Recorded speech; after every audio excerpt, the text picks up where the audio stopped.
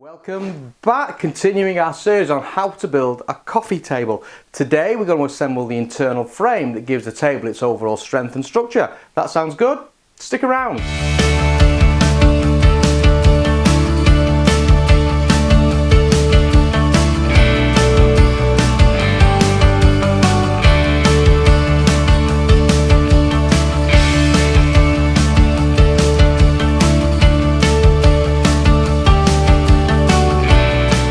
To the Woodgrafter. I'm Andy Gile, and if you're new here, our mission is to inspire, educate and support you in your journey to becoming a better woodworker. We do that through a whole series of video content, how-to videos, how we build something, video series such as this one, tool tips, techniques, reviews, safe usage. Every now and then we deep dive into a subject of interest and just generally come together for a nice chat. So if you're interested in woodworking and you're not a subscriber, consider subscribing now, give me a thumbs up, leave a comment, get in touch. And with that said, lots to do today, so let's get going. So this is what we're building. We're building the internal frame of the coffee table.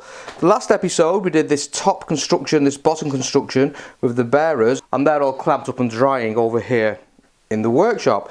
Today I want to look at this central piece here and these end caps, and once we've got those created we can bring this together to give us the internal frame. This is a centre bearer I want to turn my attention to, and we know it's piece A12, and off camera I've already gone ahead with piece A12 and brought it down to slightly oversized. So this is wider than it needs to be. It's currently about 170mm long. It's much longer than it needs to be. It's about that length, and it's about 19mm thick when we want an overall thickness of about 18mm. Now this centre bearer goes here between the table, so this face here is actually on show.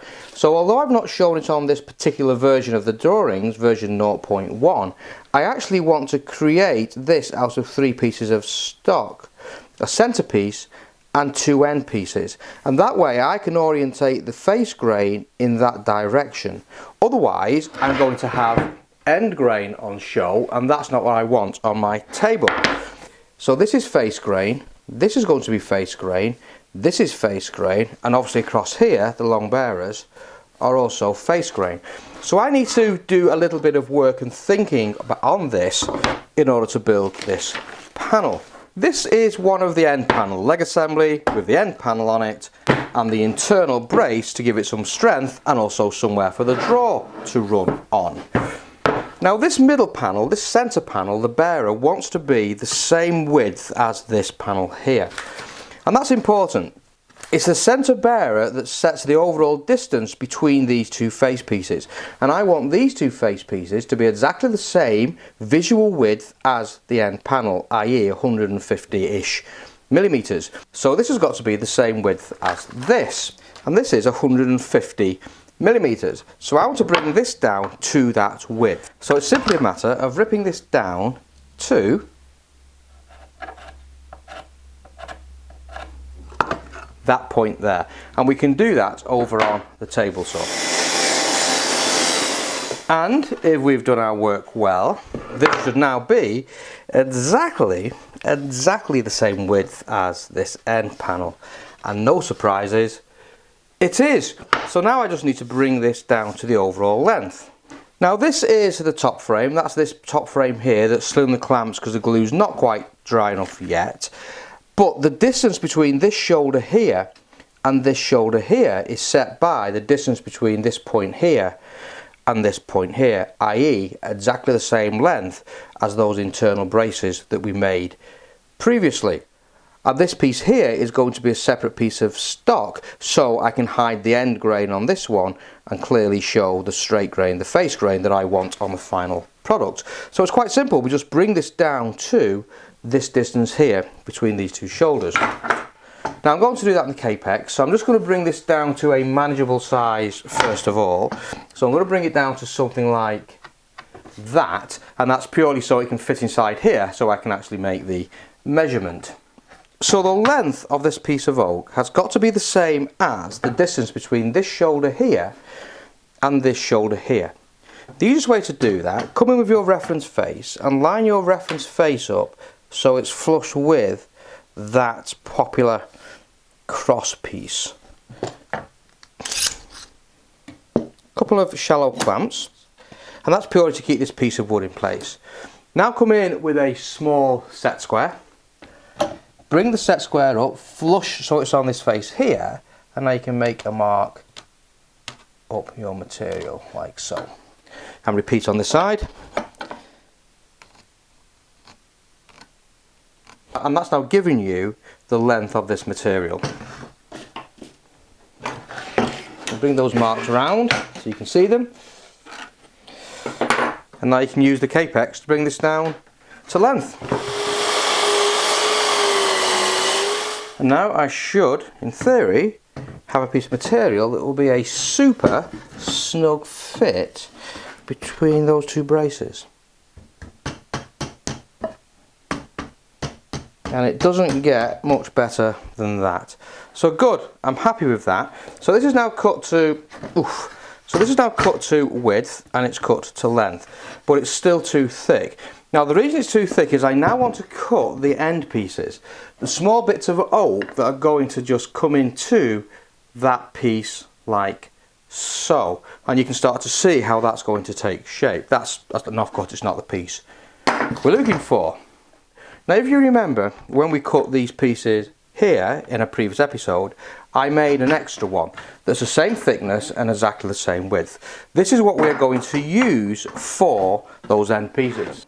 So I now want to work out the length I need to cut these, and I want to cut 6 of them. 1, 2, 3, 4, 5 and 6, all the same length. So the length of this needs to be the width of this piece of material, i.e. this stock we've just cut, minus the thickness of these stretchers here. Now that so happens that is this piece of material minus that thickness minus that thickness. So if I take the thickness of this piece of stock with my set square, which is going to be on a flat surface there, and make a mark on this piece of material here, there and there, then that is the length of the stock that I need. If I lie this piece of stock flat on my board, bring in my reference square that's still got the thickness of this stock set, and bring all that together, I can then use my pencil to mark that end there. So that is the length of my end caps. Perfect. So I now cut 6 out of this piece of stock and that length. Simples. Okay, so there's 1, 2, 3, 4, 5, 6 end caps. Now if we've done our job correctly, because we know this is the same thickness stock as these stretchers, I should be able to put one flush onto that panel at the end, one on that panel at the end, and then this one should fit nicely in the middle, still giving me those flush ends, and it does. And that's what we're looking for, that nice fit. So with that done, we can now think about dominoing these end pieces into this central bearer. Now this end piece here is going to be dominoed into these bearers, and as always we'll be using 6mm by 14mm dominoes. So they're going to come into this piece of material by 20mm. So I want to measure down 20mm from each end, which is going to be, oops, a bit awkward this, which is going to be there and there. So I'll just make those 20mm marks a bit clearer for you in white. Hopefully you can see those.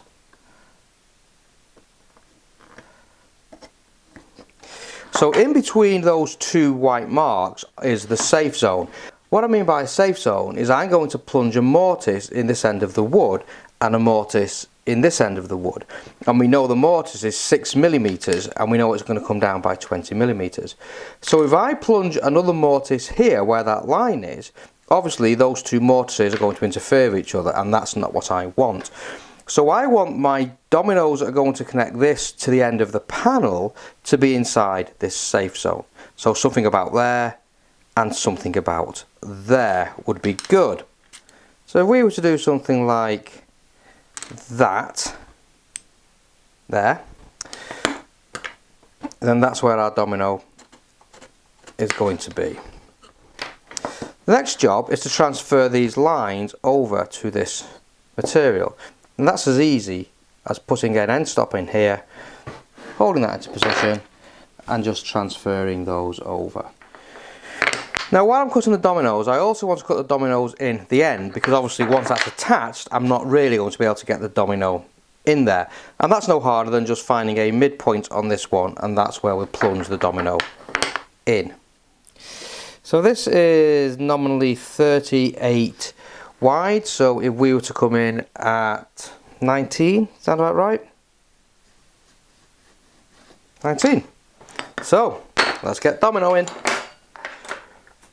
So obviously I'm working with quite small stock, so I've just made myself a little domino jig, nothing more than a piece of scrap material that's narrower than two of these together. Number of dogs at the back for support, and clamp that in position, and I can actually put quite a lot of pressure on that now. So I can go ahead and make these 1, 2, 3, 4 cuts in these pieces. To do these end pieces, I'm just going to stack up these like this. I'm going to clamp these top ones together, and now I can just glue these together. Happy days.